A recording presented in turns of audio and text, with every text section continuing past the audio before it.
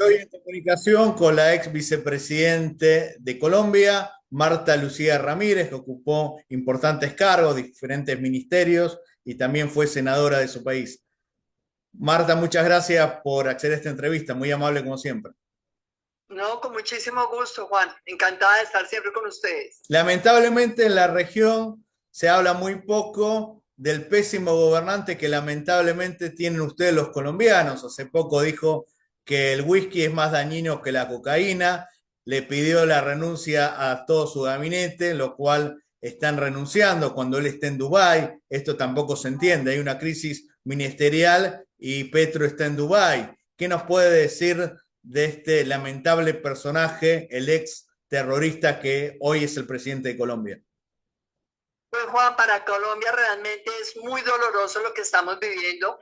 Nuestro país ha sido una de las democracias más estables, más sólidas de América Latina. Por eso es que Colombia ha podido lidiar con todos los problemas del narcotráfico, de la guerrilla, de las FARC, del ELN, porque hemos tenido una democracia sólida, pero nos enfrentamos a un gobierno populista que llega con el argumento de que es el primer gobierno de izquierda, pero en realidad su ideología no la ha puesto en práctica en cuanto a lo que uno entiende por un gobierno de izquierda que busca entonces ver de qué manera los servicios del Estado le mejoran la calidad de vida a los ciudadanos. No, él lo que ha hecho es puro populismo, ofreciéndole a los ciudadanos cosas que no cumple, pero lo peor de todo, quitándole a la gente más pobre de Colombia servicios que les daba el Estado con anterioridad y que les garantizaban realmente temas tan esenciales como la salud, por ejemplo.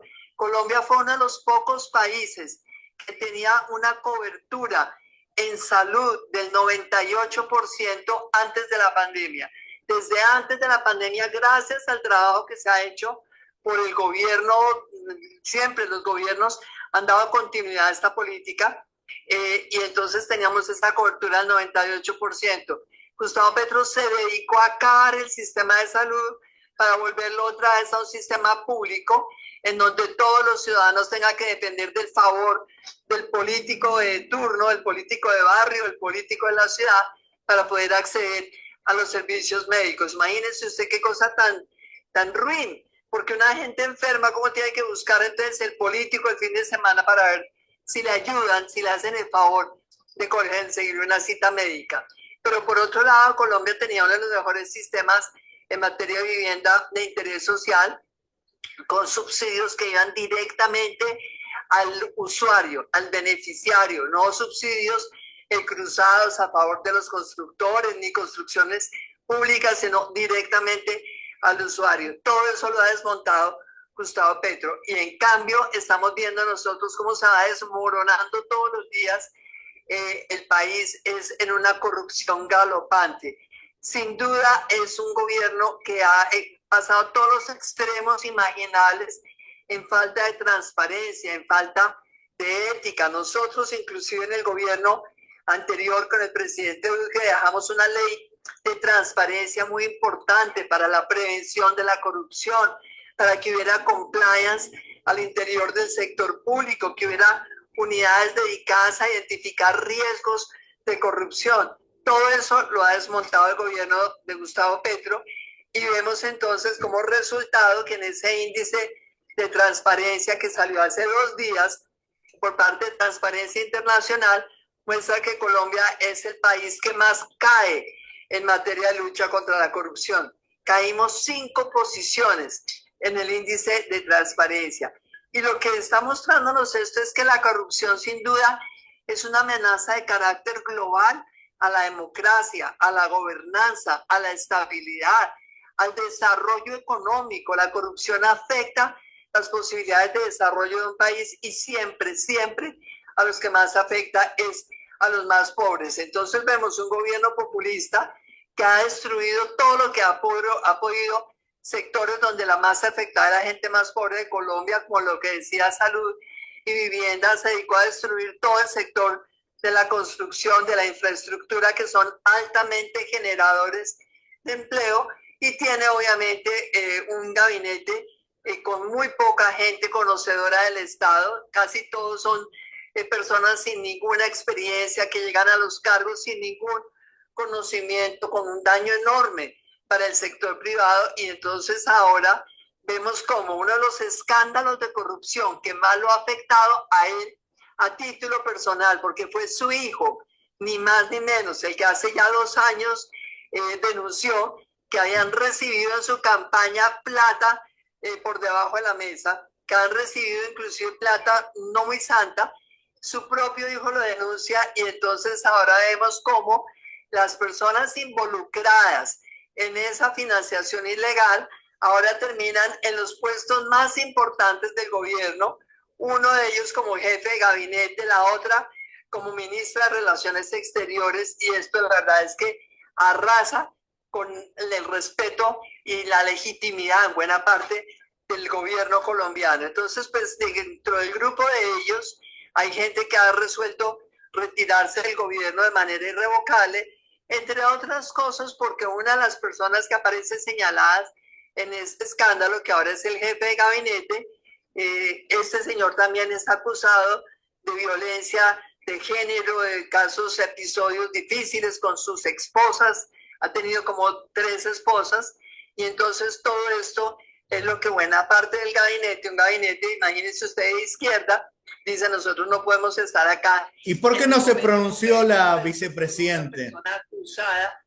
de violación, de violencia de género. Entonces, es algo sin precedentes. El país, desafortunadamente, hoy al garete. Uno dice: ¿qué sería peor? ¿Que estuviera el presidente o que no esté? Yo honestamente creo que si no está, este país medio sigue funcionando sin él. Cuando está acá, mantiene a todo el mundo alterado con sus declaraciones absurdas, con su pelea constante contra todo el mundo, con los escándalos que surgen todos los días, y pues obviamente con ese populismo que, entre otras cosas, nos ha generado un riesgo en materia de seguridad enorme, porque su populismo es de la mano con Nicolás Maduro de Venezuela. Entonces, estos son palabras mayores, porque Maduro es narcotráfico, es ilegalidad rampante, es dictadura, y Gustavo Petro populismo, y entonces, pues esta alianza es muy preocupante para Colombia. ¿Por qué no se pronuncia la vicepresidenta Francia Márquez, que ella dice representar a las minorías, a los afros, a las mujeres, y esto es indignante? ¿Cómo defiende este gobierno? Sí, la verdad es que esto es indignante, y pues durante 2 años y medio ella no ha hecho ninguna crítica, nada por el estilo. Lo hizo en un consejo de ministros que hubo hace 5 días, 6 días. Fue crítica con el presidente, pero pues hasta ahí. Nada más que eso.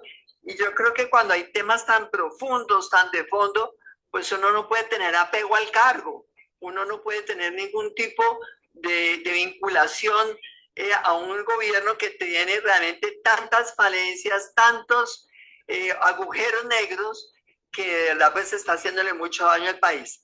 Ella, pues obviamente todos sabemos, es una vicepresidenta electa, no es nombrada por el presidente, pero justamente si este gobierno representa la antítesis de lo que le ofrecieron a Colombia, pues sí le sorprende a uno que siga acompañándolo en el gobierno. La última pregunta, ¿hay persecución al presidente Álvaro Uribe en Colombia? Desafortunadamente, el presidente Álvaro Uribe, que hace 23 años tuvo una política de seguridad que fue extraordinaria. Yo fui su ministra de la Defensa en su primer gobierno.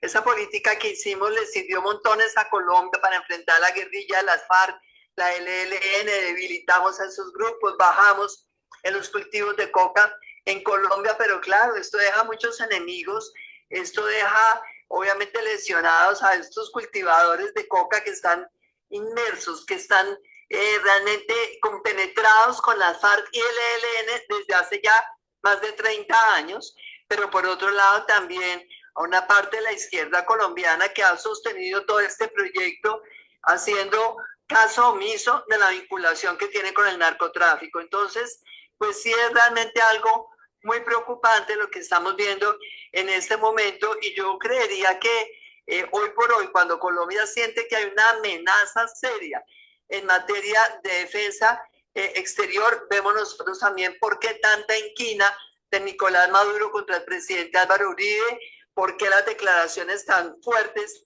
de buena parte de todos los actores de la guerrilla y además contra el presidente Álvaro Uribe, y pues la alianza de todos estos grupos con un senador también muy cercano al presidente Petro, pues todo esto es lo que tiene al presidente en un proceso penal en donde los abogados, los defensores, distintos académicos, juristas en Colombia han dicho, acá no hay absolutamente ninguna prueba en contra del presidente y en cambio sí hay pruebas indudables de su inocencia en un presunto intento de soborno a un testigo.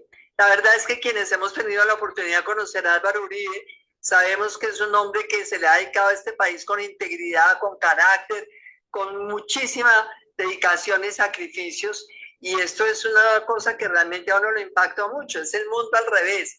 Los terroristas de las FARC sentados en el Congreso de Colombia por parte del acuerdo que hizo Juan Manuel Santos, que además se llevó un premio Nobel de Paz por ese acuerdo. Los terroristas en el Congreso, el grupo de las FARC ahora se llaman disidencia y siguen en el narcotráfico.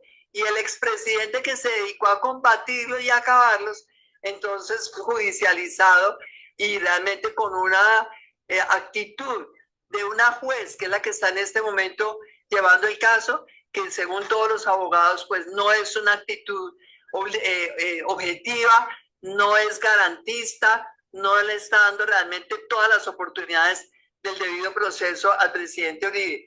Yo diría, esto es algo, perdón por utilizar ejemplos y comparaciones, pero más allá de cualquier señalamiento, acusación, es lo que uno realmente analiza lo que pasó con el expresidente Fujimori en Perú, que se dedican a acabar el terrorismo de Sendero Luminoso, y entonces toda esta gente siempre busca después de qué manera lo señalan entonces de derechos humanos o de casos de corrupción o lo que sea, y entonces terminamos con el mundo al revés.